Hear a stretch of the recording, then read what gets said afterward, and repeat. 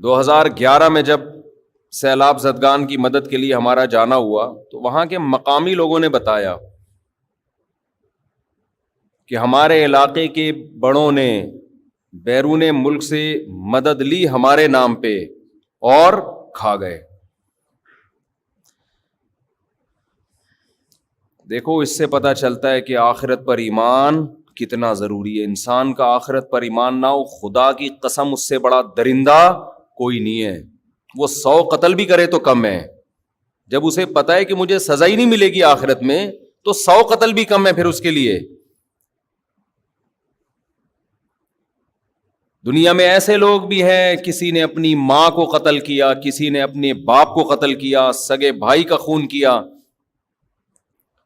وجہ کیا ہے؟ آخرت کا خوف، آخرت پر ایمان نہیں ہے۔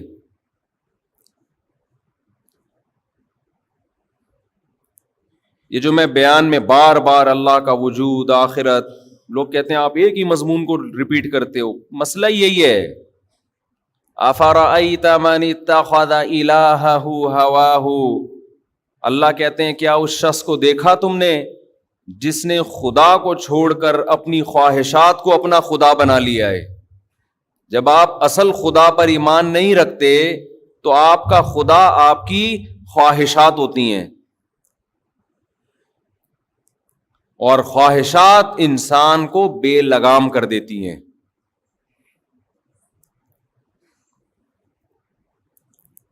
یہ تو ان لوگوں کے حالات ہیں جو سیلاب سے متاثر ہیں۔ آپ کو اپنی سوسائٹی میں، آپ کے اپنے رشتہ داروں میں ایسے مسکین غریب نظر آئیں گے۔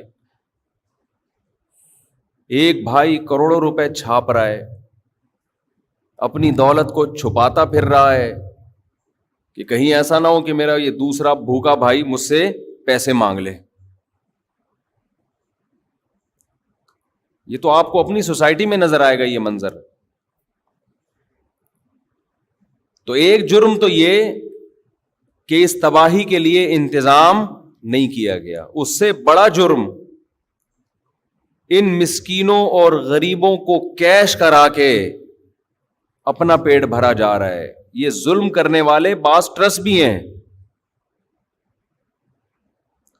ہمارے ہاں ٹرسٹ کو، بعض رفاہی اداروں کو رجسٹرڈ اس لیے کیا جاتا ہے کہ بلیک منی کو وائٹ کرایا جا سکے۔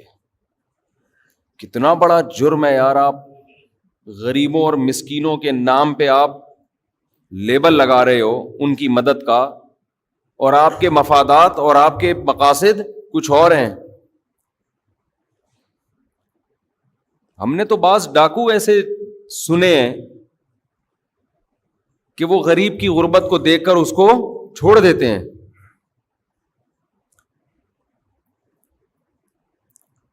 تو اس سیلاب سے ہمیں بہت ساری چیزیں سیکھنے کو ملیں۔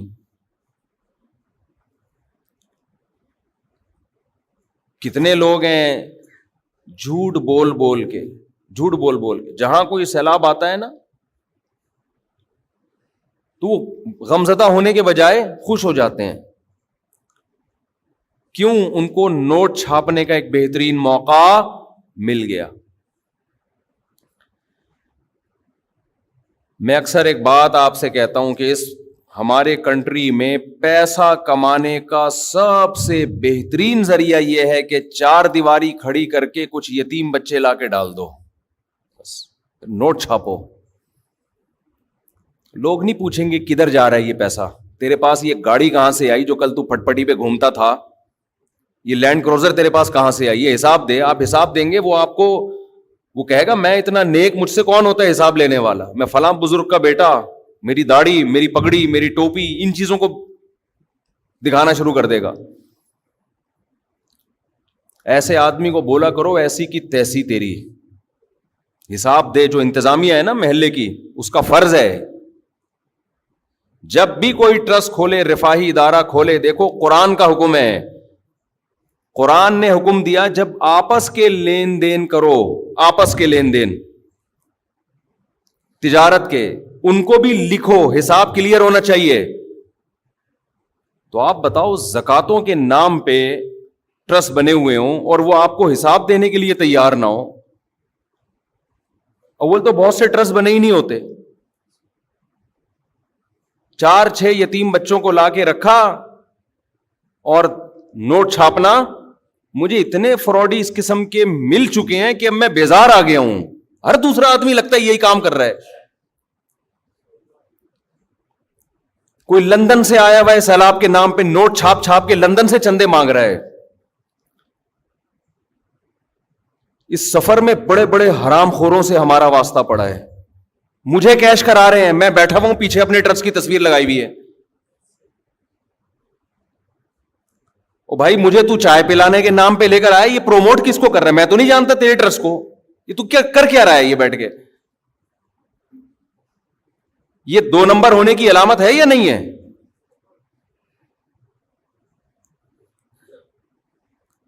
ایک آدمی مشہور ہو جائے, یہ اللہ کی نعمت بھی ہے لیکن ایک آزمائش بھی ہے. ہر آدمی اپنا منجن ہمارے ذریعے سے بیچ رہا ہے یار. ایک صاحب ملے, اپنی ویڈیوز دکھائیں, میں سیلاب زدگان کی مدد کر رہا ہوں اور اتنے ڈبے تقسیم کر رہا ہوں, ویڈیو بنا کے نا پھینک رہے ہیں دنیا میں. میں نے کہا اچھی بات ہے بھائی, کر رہے ہیں, اللہ نے کوئی پابندی نہیں لگائی, سبحان اللہ, اللہ اور برکت دے. بعد میں تحقیق کی تو پتا چلا کہ یہی منجن ہے ان کا پیسے کمانے کا.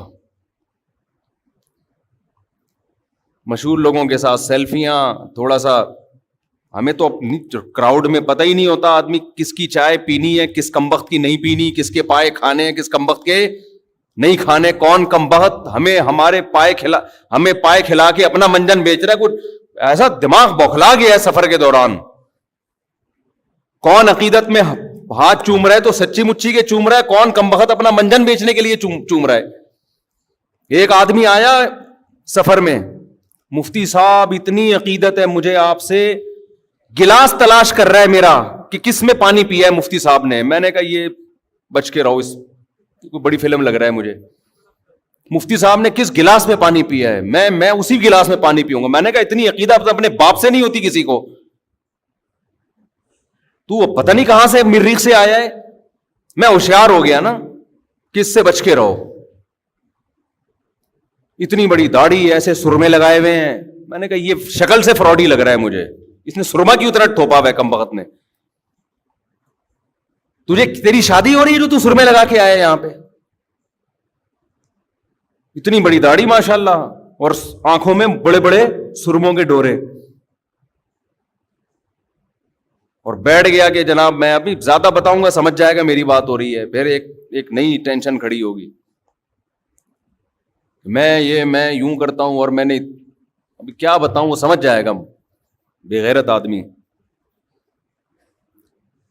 دبا کے منجن بکوایا. تو میں سمجھ گیا, میں نے کہا اس کے سرمے سے لگ رہا ہے یہ کیا ہے. اتنے سرمے کے جہاز گرے ہیں, نور پیدا کرنے کی کوشش دیکھو آرٹیفیشل طریقے سے. اچھا جب مجھے کہہ رہا ہے نا کہ میں گلاس تلاش کر رہا ہوں, میں اسی وقت ہوشیار ہو گیا. میں نے کہا اتنی تو ہمیں اپنے ابا سے عقیدت نہیں تھی بھائی کہ ان کا گلاس تلاش کرتے تھے. ہونی چاہیے لیکن اللہ معاف فرمائے. اور عقیدت کا یہ کون سا طریقہ ہے؟ بس ٹھیک ہے, اتنی بھی چلتی ہے کہ جھوٹا ہے تو بعض لوگ عقیدت میں پی لیتے ہیں, اتنا کافی ہے. جہاں ملک میں کوئی ڈیزاسٹر آیا, کوئی سیلاب آیا, اس قسم کے منجن مارکیٹ میں آنا شروع. لندن سے چندے ہو رہے ہیں, امریکہ سے چندے ہو رہے ہیں, ویڈیو بنا کے بھیجیں. اس میں لندن والوں کو, امریکہ والوں کو بیچاروں کو کیا پتا یہ کمبخت سیلاب سے پریشان نہیں ہے, یہ خوش ہے. یہ 6 ڈبے یہاں بانٹے گا اور باقی کیا کرے گا, یہ پیسہ کمائے گا. کون دیکھ رہا ہے کھڑے ہو کر. میں اس نتیجے پہ پہنچا ہوں جب تک کوئی ریلائبل ٹرسٹ نہ ہو, اس کا آڈٹ کا مضبوط نظام نہ ہو, اور آپ نے خود جا کے نہ دیکھا ہو, ہرگز کسی کے ساتھ تعاون کرنے کی ضرورت نہیں ہے. ایسے پیسہ پھینکنے کے بجائے بہتر ہے خود کھا لو.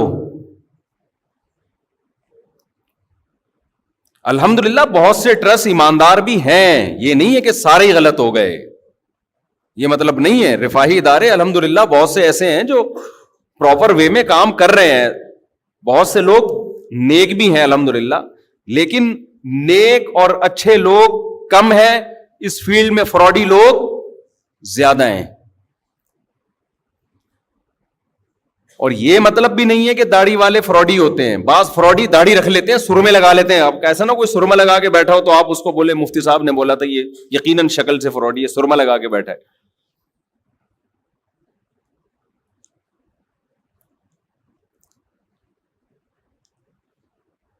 تو یہ بڑے ظالم ہیں کہ ایک طرف ملک میں آفت آئی ہوئی. وہ آپ کو یاد ہوگا 2007 یا 2008 میں جو زلزلہ آیا تھا, لاشیں پڑی ہوئی ہیں, اور کچھ بدبخت کیا کر رہے تھے, جو مردہ لاشیں عورتوں کی پڑی ہوئی ہیں ان کے گلے سے کوئی سونے کی چین کھینچنے کی کوشش کر رہا ہے, کوئی کڑا نکالنے کی کوشش کر رہا ہے. ہاں, انگلیاں کاٹ کے لے گئے.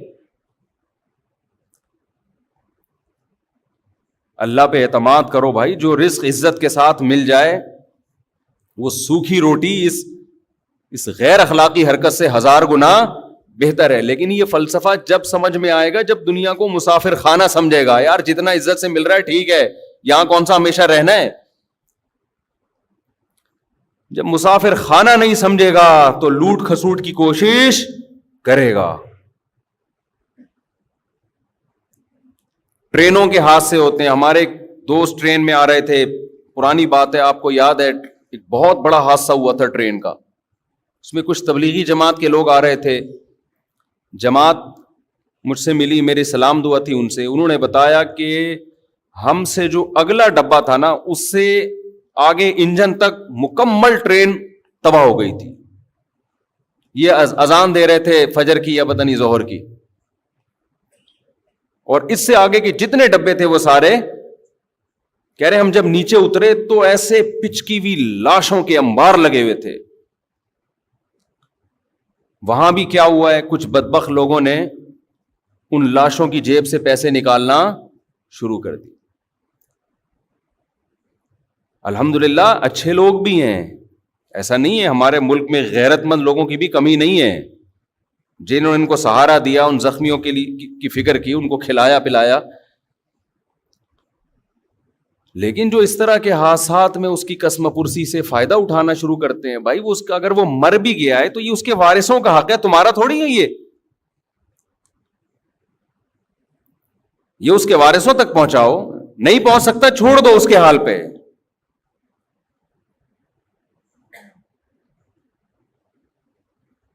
وَلَا تَحْسَبَنَّ اللَّهَ غَافِلًا عَمَّا يَعْمَلُ الظَّالِمُونَ. اللہ کہتے ہیں غافل, اللہ کو غافل مت سمجھو جو کچھ ظالم کر رہا ہے. اللہ پوچھے گا, اللہ نہیں چھوڑے گا.